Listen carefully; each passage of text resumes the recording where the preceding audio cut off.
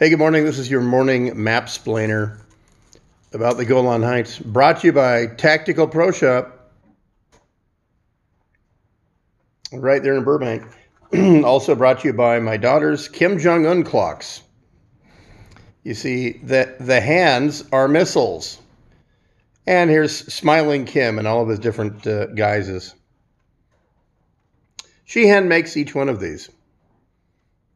And you can get it. She charges $29.95 plus shipping.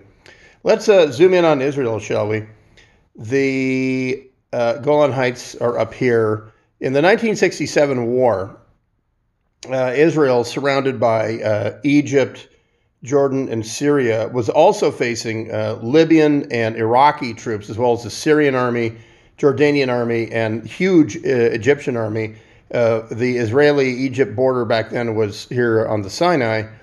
Of course, the Jordanian border went like that, and the Syrian border went like that.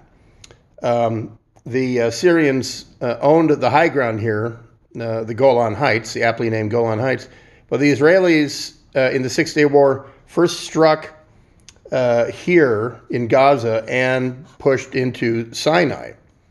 After 3 days, they were at the Suez Canal, and so the Israelis turned their attention north in a lightning style.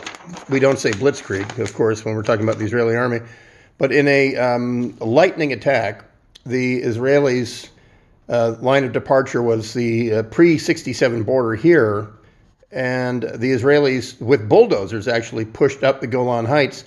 The very famous Israeli spy, Eli Cohen, had given Israeli intelligence literally vacation pictures of the Syrian emplacements and things on the Golan Heights.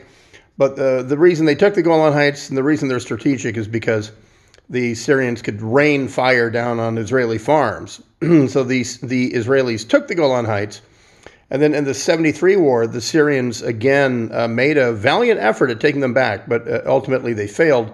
And since 1973, this green bit here is the part that Israel now owns, occupies, settles with farms, etc. The red bit is the UN separation zone.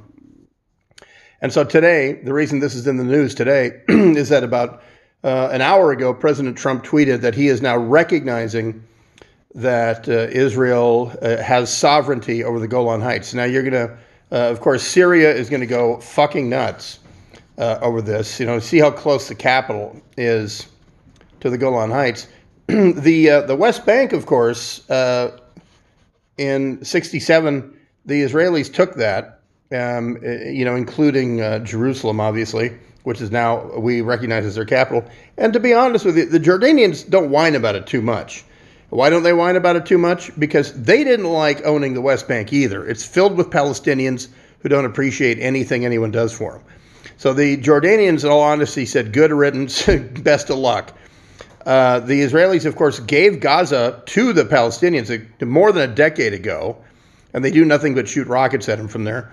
The Jordanians really have not disputed ever wanting to get the West Bank back, but the Syrians did actually believe that someday the UN or somebody would give them the Golan Heights back. That looks like that's never going to happen.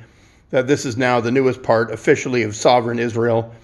And you're going to hear all kinds of fallout today. But what he's effectively doing that Obama didn't do and Bush didn't do and any president since 67 didn't do is just simply formalizing what everybody in the neighborhood knows, and that is you're not getting this back from Israel. It's now part of Israel, so change your maps. That's Israel. All right, that is your morning Mapsplainer. Again, go to PayPal.com. I'm sorry.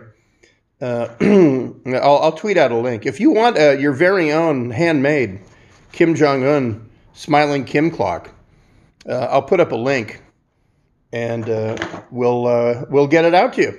There you go. That's your Mapsplainer for today, the 21st of March. On here at unsheepyourself.com, Dark Secret Place, and we'll talk to you this weekend on KFI.